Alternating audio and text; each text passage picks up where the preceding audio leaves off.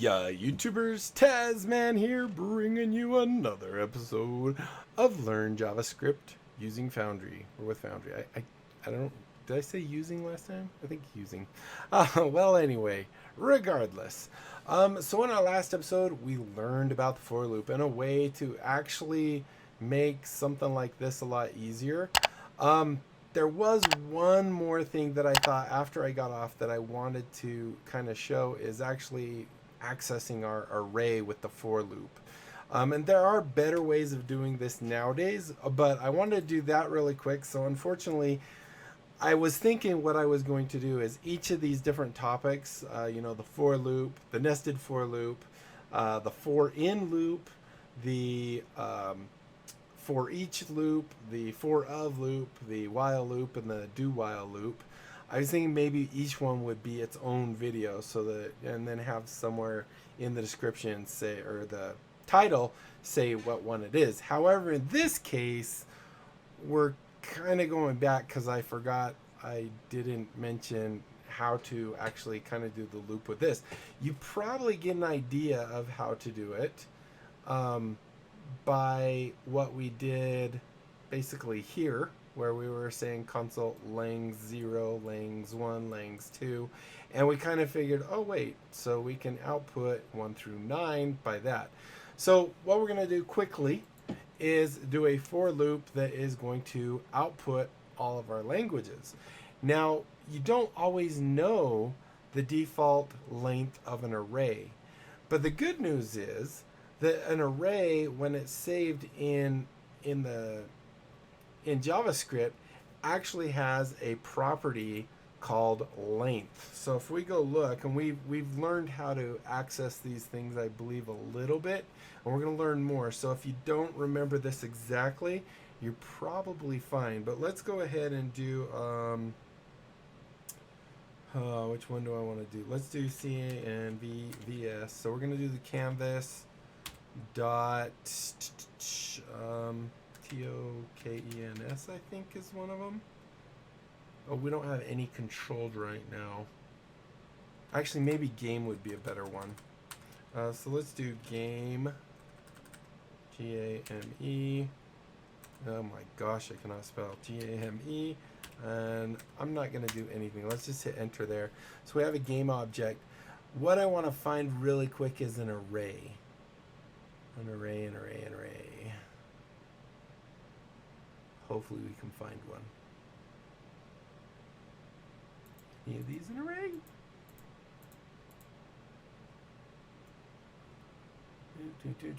Let's see. There might be one in here.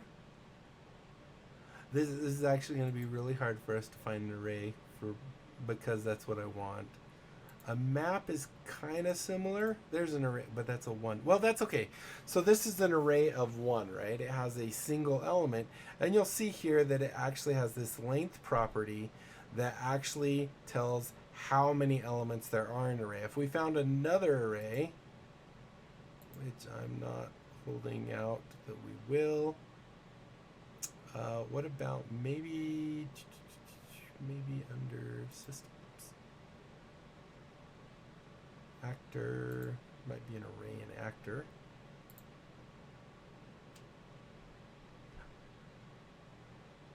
Not seeing one here, but anyway, we did see here with an array of 1 that we do have that. Where'd it go?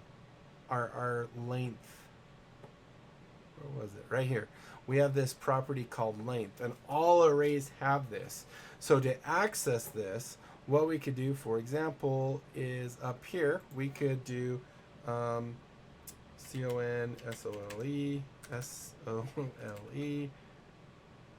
dot log, and we do this, and we could actually do langs dot length,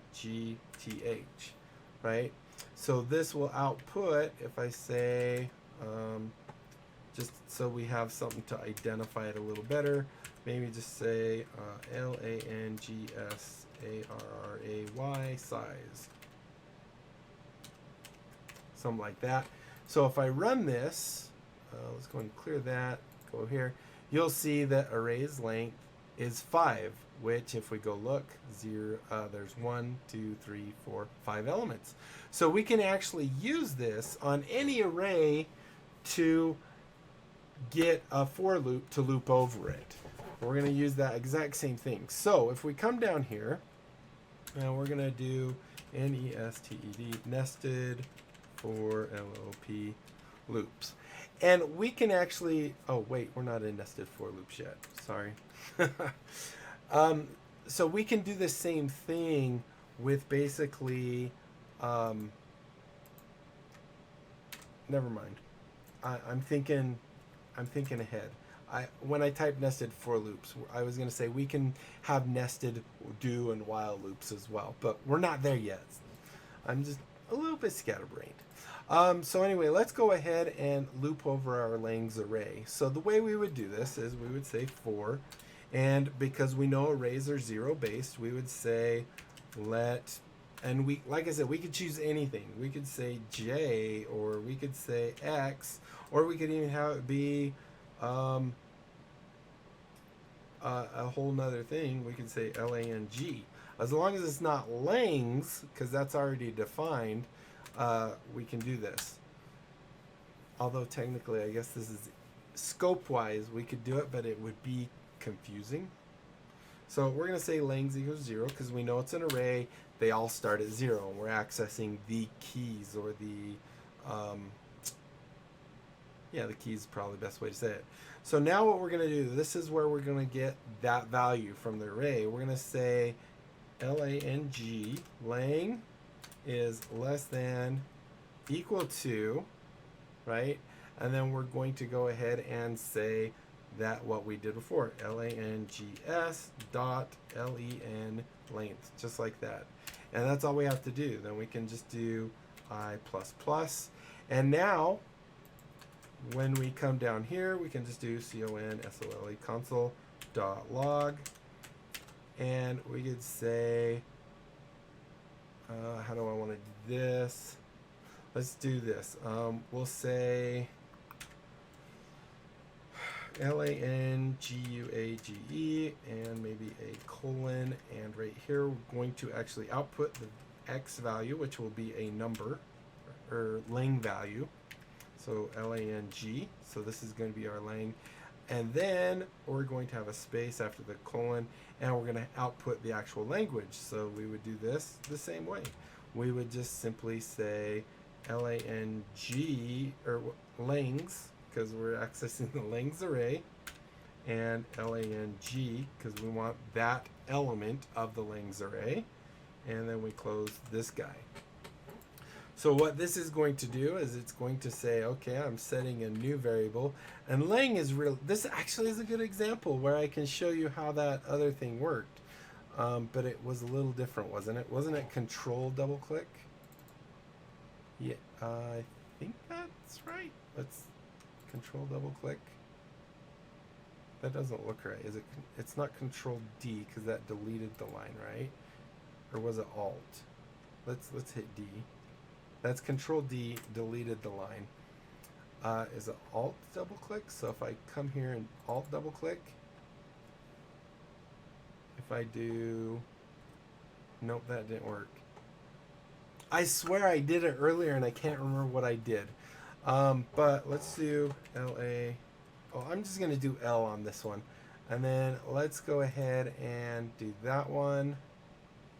And then control click that one. And control click that one, just so it's less confusing. We'll go ahead and just set them all to L. I think that's all right. So if we go ahead, we already cleared. If we do this, now you'll see we are getting, we're getting an endless loop. Stop. It's still going. This is not good. Let's refresh our page. Where's my refresh button? Oh, this is because, okay, I'm just going to hit F5 to refresh. Why are we getting in the middle of this loop flow? L equals, well, we'll crash our browser. I will be right back. Okay, we're back. So I know what I did wrong because I just saw it as I looked at the code. So here we can see we're saying let L equal 0. L is less than equal to length I plus plus. So we're incrementing I, but L is what we're supposed to be incrementing. So we have to hit L instead. And now it should actually work. If we hit F12, let's see, is this too, that's too big a little bit. Let's go and do this and hit F12. That way we can move it now. All right, so yeah, that's why we were seeing that. Let's go and clear this. So I ended up having to close out Foundry because it was just this endless loop going on and on. It would have went on forever until memory was completely full, and then it would freeze up the system. So be careful with endless loops, and make sure you can get out of them. You know, close whatever you want to get out of them as soon as possible. You always want to make sure you're saving your projects as you're going to. You know, click Save Macro, which will close the window, but I think it also saves when you click Execute. It just doesn't close the window. So now if we run it, we have L equals 0, L Lang's length, and then we increment L, not I. And so now if we go ahead and run this, we will see language 0, JavaScript language 1, C++, and it's working properly. However, the reason we're getting this undefined here is because this is returning back the length is 5, and we are saying less than equal to, right? So it's saying when it is 5, remember we are starting at 0, but it's actually counting to 5. So we just actually want the less than Lang's length. So we do that, close it, hit run. Now you'll see it ends. We got the undefined because it was trying to access the next array element over. There's nothing there, so it comes back undefined. Hopefully that makes sense. So anyway, that was a good 12 minutes or so, I think. So let's talk about nested loops. And this will actually definitely take the rest of our time because they can get kind of confusing. So a nested loop is simply a loop within a loop. A really easy way to think of it is maybe like a grid or a vector, or you know, a matrix. There we go. And what we're going to do with our example here is we're going to create a very basic multiplication table, right? So let's go ahead and do that. So we're going to use X and Y because we've already been using I figured let's use something else. We're going to use X and Y for our table. We're going to have, you know, our horizontal, and we're going to have our vertical. So that kind of seemed like a good thing to use X and Y for. So let's go ahead and set up our first thing. We're going to say 4, or what? Yes, 4 actually, we're right. And we're going to say let X equals 1, because we don't want to do the zeros. There's no reason to do that. So we're going to do let X equals 1, semicolon, and we're going to say X is less than or equal to 12. So we want it to be up to 12 multiplication, and then we're going to do make sure we increment X like so. So that is our first loop. And then what we're going to do is instantly we're going to go into our other loop. So X is going to basically be our horizontal output, right? Y is going to be the values within that horizontal output, because we need to create, now technically it probably should be Y. Let's change that, because I think Y is going to be our vertical. So this will be row 1, and then it'll go row 2, row 3, row 4. And columns will be, and we could do row and column as well. I'm going to do Y first, and then we're going to do 4, and then do X, or whoops, let X equal 1, and semicolon, and we're going to do X is less than equal to 12, semicolon, and we're going to do x plus plus. And then we're going to verify that I have these right. So y and y and y, x, x, and x. So we're good.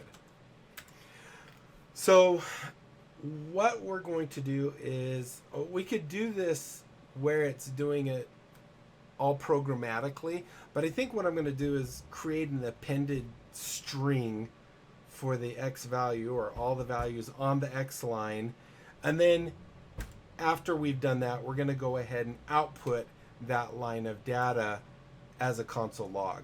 So I'm going to create, let's call our, let's just call it row. So we're going to say let row, and I'm going to say equal just a blank value here. So it's not undefined, but I want it to be something. So then what I'm going to do is here I'm going to say row, and I'm going to say plus equals, because I want it to append the each time, because this is going to iterate, and I want it to append onto row for the entire row, right? And we're going to go ahead, and I'm going to encapsulate for whatever reason. You don't have to, but I like it because it makes it a little nicer. We're going to get our value, which is x times y, like so. And then to convert this to a string and also make it a lot nicer, we're going to go ahead and append with the plus, and we're going to do this, and we're going to use an escape character. I think we talked about \t will add a tab. This will make it so everything kind of lines up nicely.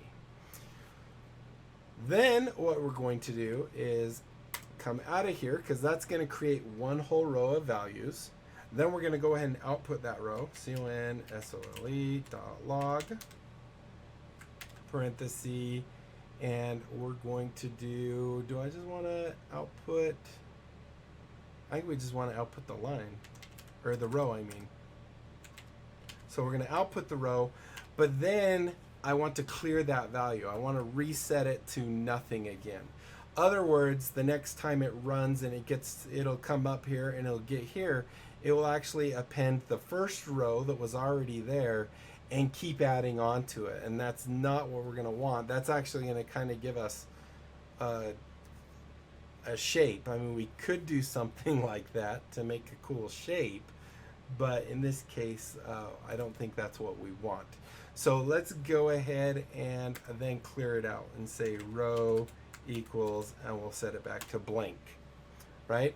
So what this should do, if I did it right, and we shouldn't have an endless loop, hopefully, it's going to create us a multiplication table. Now, it's not going to be a nice one with the header and the side column saying 1, 2, 3, 4, 5. It's basically just going to show us the values that are within the actual table itself. So let's go ahead and execute it.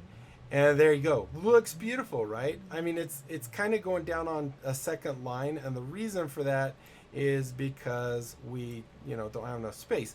But here you can see, if we said this was 1 times 1 is 1, 1 times 2 is 2, 3, 4, 5, 6, 7, 8, 9, 10. Let's say we do 4 times 5 is 20, 9 times 9 is 81. So look at that, it works perfectly. We can see 12 times 12 is 144, and so on and forth. So we have 2 times 2, 3 times 3, 4 times 4, so on and so forth.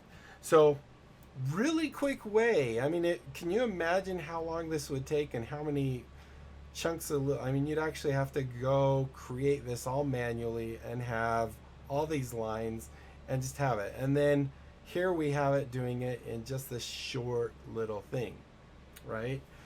I want to show you really quick what I'm talking about. So this will kind of, I'm trying to think, do I want to do it as a separate thing?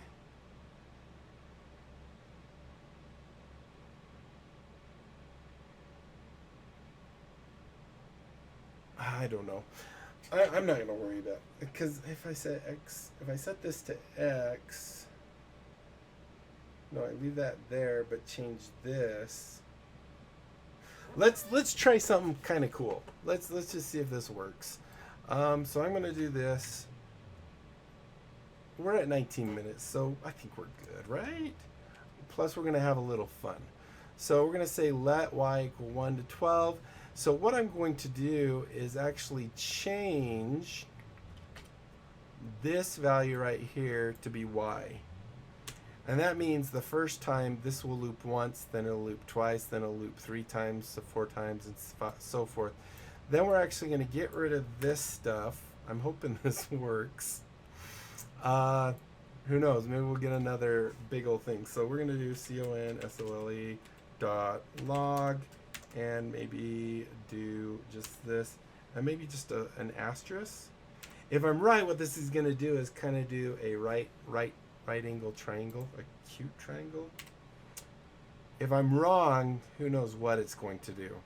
All right, so let's go ahead. We're going to shrink this back down where it was ish, right about there. And let's hope this works. 78. It just did 78 singles. So, oh, I know why. I need to do here, because we're just doing that. We need to do, how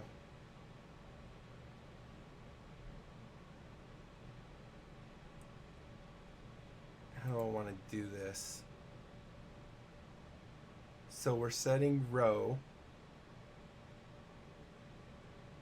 And let's do maybe row plus equals star, like that, and then we'll output the row. We want this to be here and to be row, so we want to kind of do the same thing we were doing, and we want to, do I want to clear our row? Maybe. Let's try this. Row equals, this wasn't actually what I was thinking I was going to do, but I thought maybe it'd be a little fun. Let's see if this works. So I have row plus equals that. So the first time it should do it once. Second time it should do it twice. I don't know. Let's check and see what it does. Because right now all we do is have 78 stars. And that is definitely not what I wanted. Well, that's because we're outputting stars here constantly each time. All right, so let's try this. Maybe it'll work, maybe it won't. No, we still got 12 singles. All right, so let's see. Row is going to be set to, and we have the 140. Okay, so that's all good. Let y equal, so the first time it's going to be 1, so it should loop once.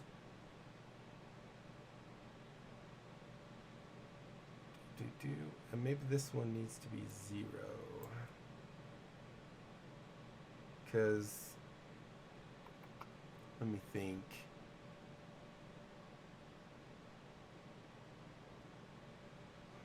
I know there's an easier way to do this, and I've done it before.